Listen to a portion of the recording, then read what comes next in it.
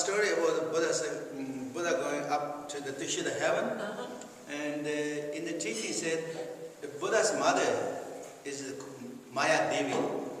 In the Tibet it's called Jumtral Lam, and he passed away 1 week after Buddha's birthday, or birth. 1 week after Buddha was born, and then I think he passed away. So he passed very soon. And then Buddha was nurtured and looking after by her sister, who became later a nun, the head nun, the first nun, and was in Tibet called Su Jigudama, the auntie Jigudama, and the Prasanjiti, I think. Jigudama. That's Jigudama. But anyway, so Buddha really didn't have any time on the world level to spend time with the Maya Devi, because she passed away just 1 week after his birth was born. Then when he passed away, she took birth in the Tushita Heaven. And in the Tushita Heaven, when he was born, generally in the Tushita Heaven, the birth system is the miraculous birth.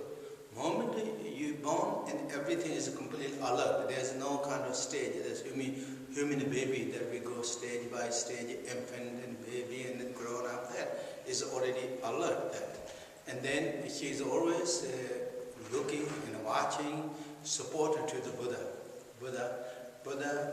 Even though now he is not like humanly as a physical existing, but he is continually helping, supported to the Buddha.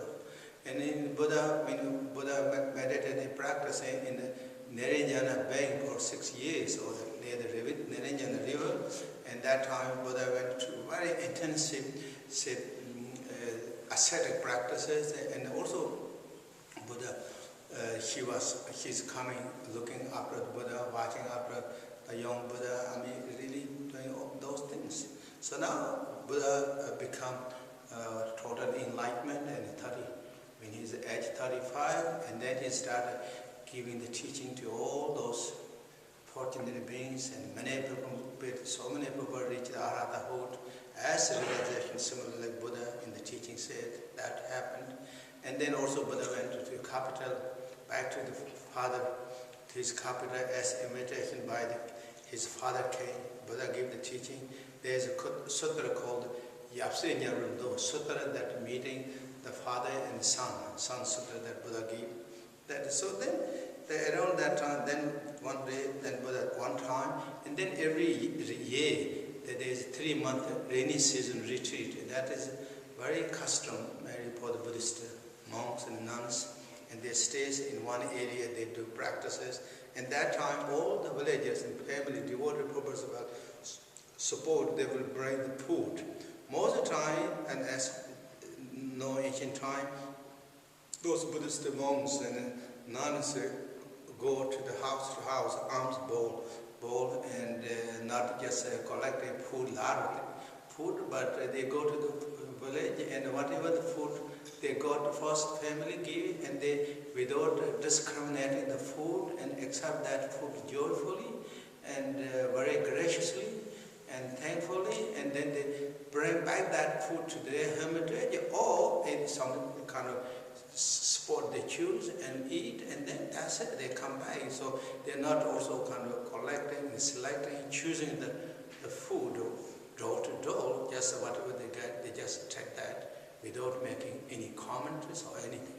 And so that's stuff usually. But then the rainy season retreat time, then all those devotees will bring the food to those retreat places, and then 3 months they do retreat in the summertime, every time.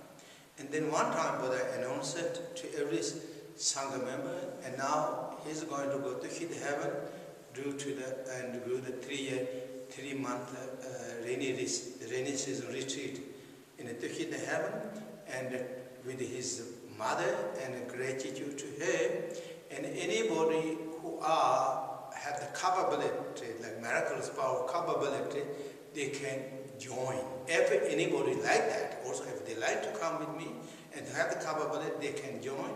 Otherwise, then everybody should do the retreat wherever they are kind of like intend to do, or like to come to the such as the Shavasana and do the retreat, rainy season retreat.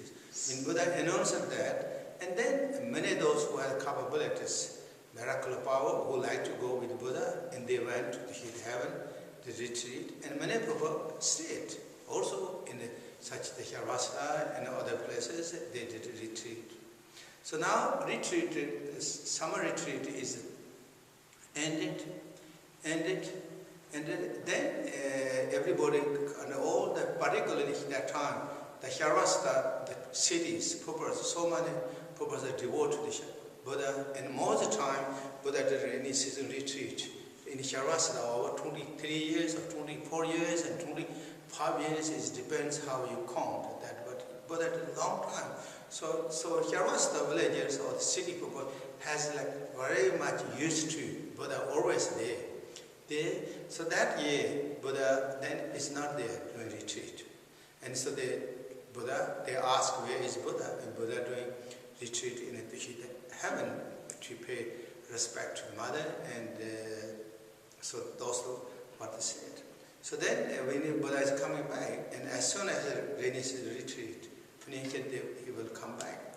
Rainy season retreat is again dependent with the different calendars, but mostly is finished last this new moon. And today is according to Tibetan lunar calendar is 22nd. So about 22 days ago, rainy season summer retreat is ended.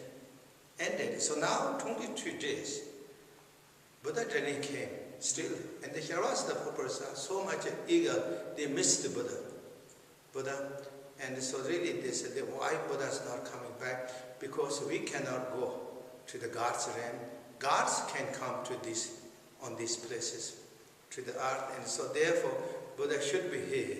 And then so why he's not coming? I mean, they all missed it. And finally, everybody decided, all those who are missed so much, and then they thought, that we should really go to the Maudgalyayana.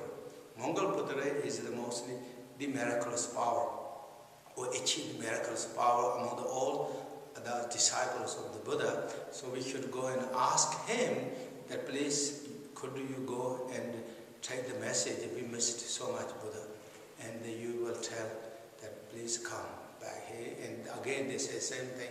Gods can come easily on this earth, but we cannot go to their places. So therefore, please could you send the message, give this message to Buddha. So then Maudgalyayana accepted this. Their request in the teaching said that as like the youthful healthy person, moment they stretch the arm and bend in, that amount of time, Maudgalyayana is already in the Tushita Heaven. So stretch arm and this in that moment, that duration, that Maudgalyayana is already in the Buddha's Tushita Heaven, and then Maudgalyayana bow down to the Buddha's feet, respect fully, and then he give the message to Buddha. And then Buddha says, yes, I will come. I will come in this, according to the Tibetan calendar, today. Today that I will come, not in Shavasana, but I will come other place that which is also in India, called in the Nepje in Tibet. We call it Nepje. I think in Sanskrit they call it Sanketa. So that place still, this is one of the holy places there in India. So I will come there in that day. So then again, Maudgalyayana came in this direction, kind of like stretch arm in this moment, and he is right back to the Shavasana, and he give the message to this purpose. Yes, now Buddha is coming. You all made preparation, and you should wear that. So everybody is really eager now to see Buddha, because they missed Buddha almost over 3 months, and everyone is eager. And so then Buddha is coming, now. And that day, then in the teaching said, Indra, Brahma, and then Vishwakarma, who is the craftsman of the gods. The three of them offered 3 ladders. One offered, I think, lapis lazuli ladder, and then one offered a golden ladder, and one offered a crystal ladder, I think, and Indra, Brahma, and Vishwakarma. So then, Buddha really don't need ladders, actually, come down. And, so he can come easily, I think. But however, also Buddha thought, if I don't accept them, then they will be very disappointed because they are offering that. So he accepted all that, 3 ladders, and then Buddha, through his miraculous power, those 3 ladders made 1 ladder. So Buddha now has 1 ladder, that 3 ladders transformed in 1 ladder, and the Buddha is coming down that heaven. And then also Buddha thought, if I come with this ladder looking, and the many people maybe will be disappointed. Why Buddha have to use this ladder? So they will disappoint. So therefore, in order to fulfill their wish, my right or left, I don't remember exactly, feet will be on the ladder, and then that other feet is on the space. So then Buddha is coming with that. So now in the Sankirtan they made a big reception. So many kings and queens and ministers and all that. They came and they made big reception. Everybody is waiting eagerly, Buddha coming down. And then there is that story, something happened. There is a famous nun who became one of the great arhatas, nun. And her name is Upali. Upali is a nun, but she is arhata. She has so many students too. And she thought, the nuns always have to stay second line of the monks. And also I won't really immediately able to see Buddha. Immediately I can't see, according to the rule, I can't really, like that traditional rule or whatever the rule, I cannot really see immediately Buddha or bow or receive the Buddha immediately. So therefore, I'm going to use my spiritual power, she thought. She thought, because I like to see immediately, as soon as the Buddha comes down, I like to receive the Buddha. So then what she did, she instantly transformed the most magnificent, powerful looking king. She transformed herself as a king, and she emanated also many entourages. So now with entourage and king, powerful looks like king, magnificent king came, everybody was really kind of like what's called. When king comes, then everybody kind of like moves. Including all those arhatas, the monks are like moving. So she was right on front of the front row to receive the Buddha.